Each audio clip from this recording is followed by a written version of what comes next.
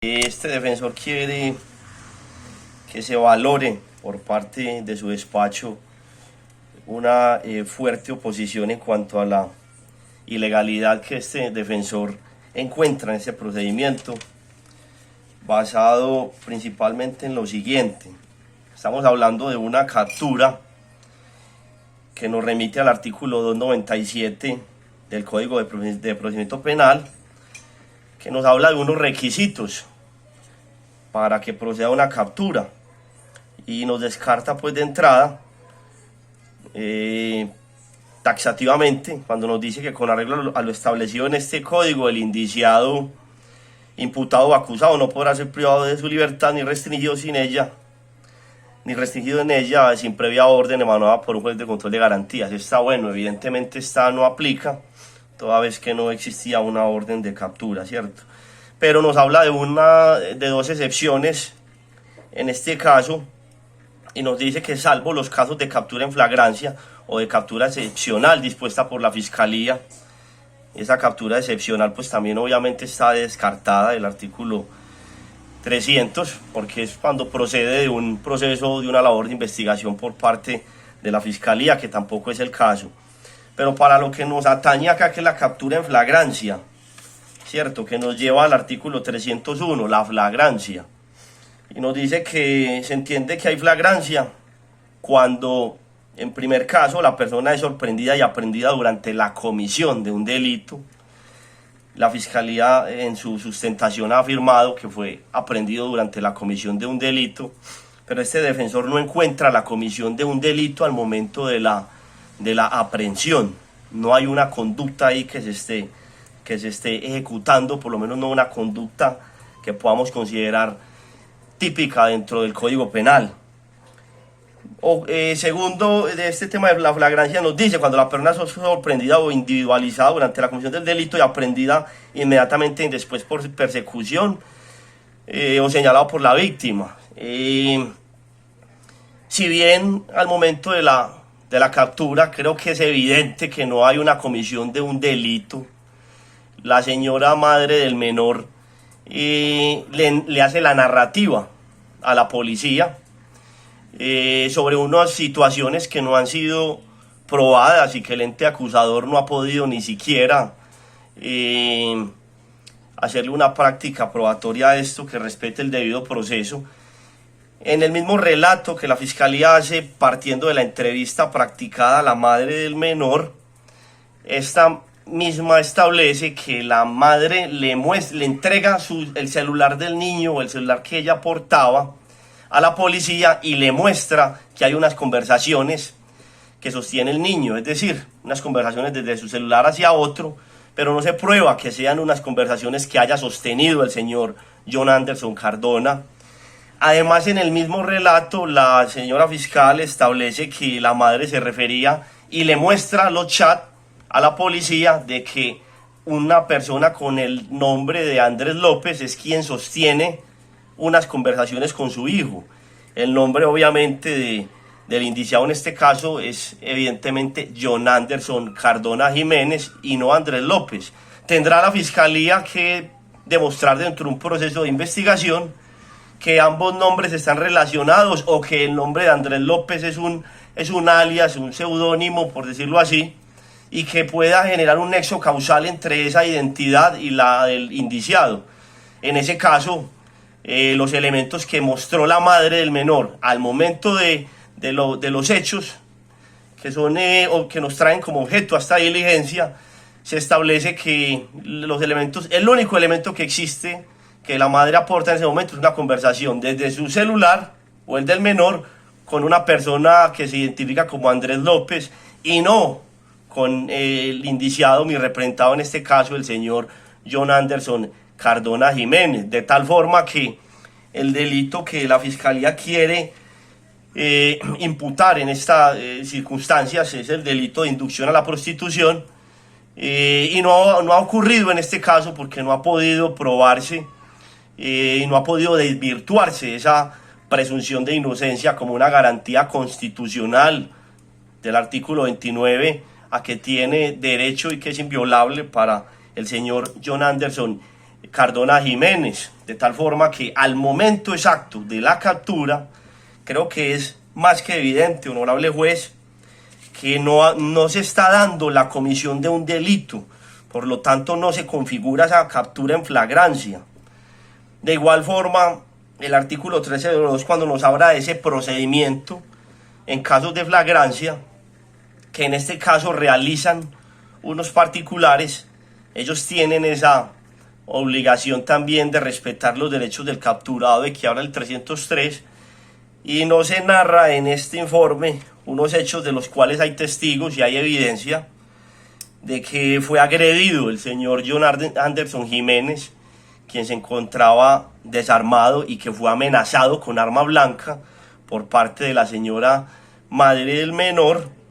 y fue agredido. Incluso por esta situación fue que los mismos agentes de policía tuvieron que trasladar al joven al momento de la captura a la clínica, al hospital que está establecido en esta localidad, San Antonio, Hospital San Antonio de Betania. Y aquí está la historia clínica que sostiene ese ingreso. Pero hay otro hecho, honorable juez,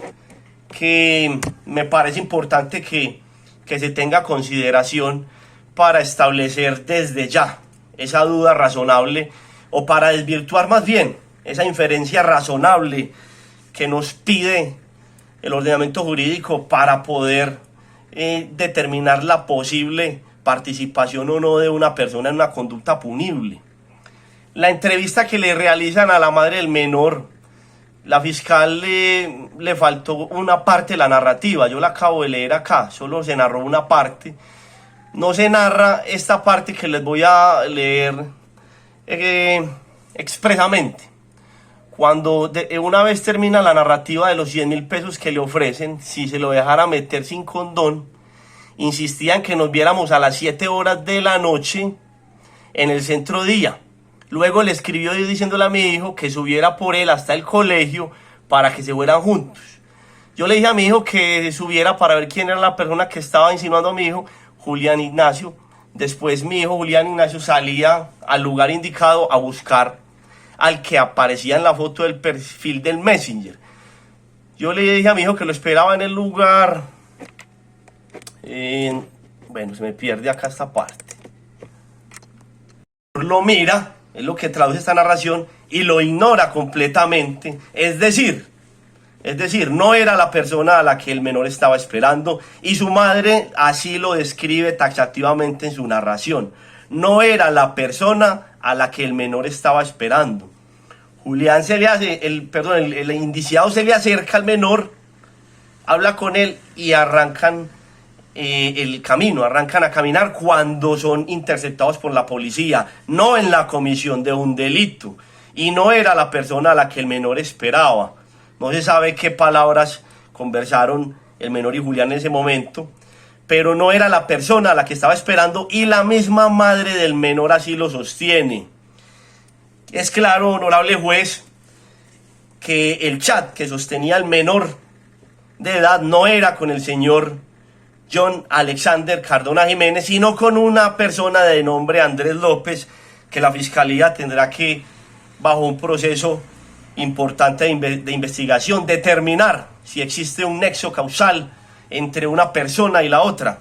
Pero evidentemente no hay elementos materiales probatorios hoy en manos de la fiscalía que determinen que era John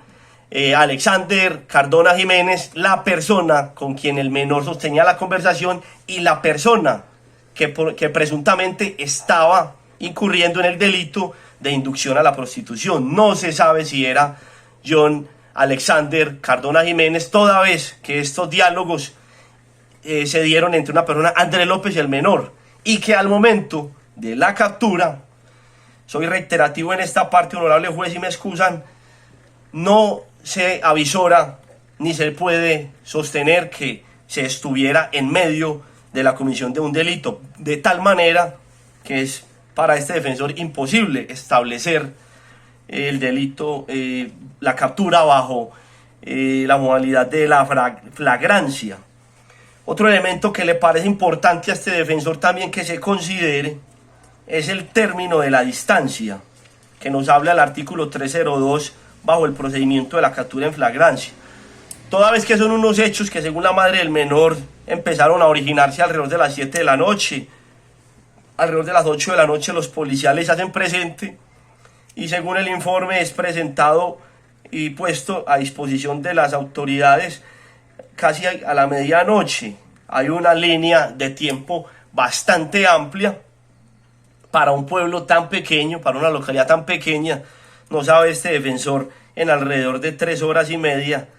por qué situación no fue presentado en el término de la distancia el joven John Alexander Cardona Jiménez frente a las autoridades competentes, tal y como lo establece el Código de Procedimiento Penal en su artículo 302. Además de esto, lo que ya hemos mencionado, las agresiones de que fue objeto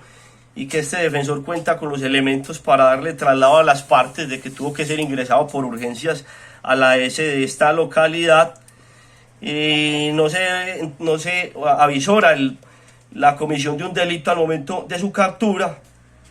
no se respeta la línea de tiempo.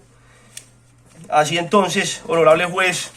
le solicita a este defensor que la captura se decrete ilegal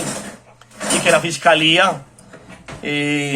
vinculando al proceso de investigación al joven John Alexander Cardona Jiménez, inicie con las labores investigativas y este defensor y el indiciado estarán totalmente prestos a atender cualquier requerimiento de la justicia, como en este caso, y que además se considere también, si no es esta la etapa procesal, el joven tiene arraigo y asimismo lo determina el informe que entrega la fiscalía, siempre ha estado arraigado en esta localidad, de tal manera que no habrá peligro de que no quiera comparecer a la justicia. No quiero extenderme más, honorable juez, simplemente que se determine, dado estos elementos más que objetivos, que la captura en flagrancia para estas circunstancias es materialmente imposible poder sustentarla en los términos en los que la fiscalía lo ha transcrito en esta diligencia. Muchas gracias, honorable fiscal, honorable juez.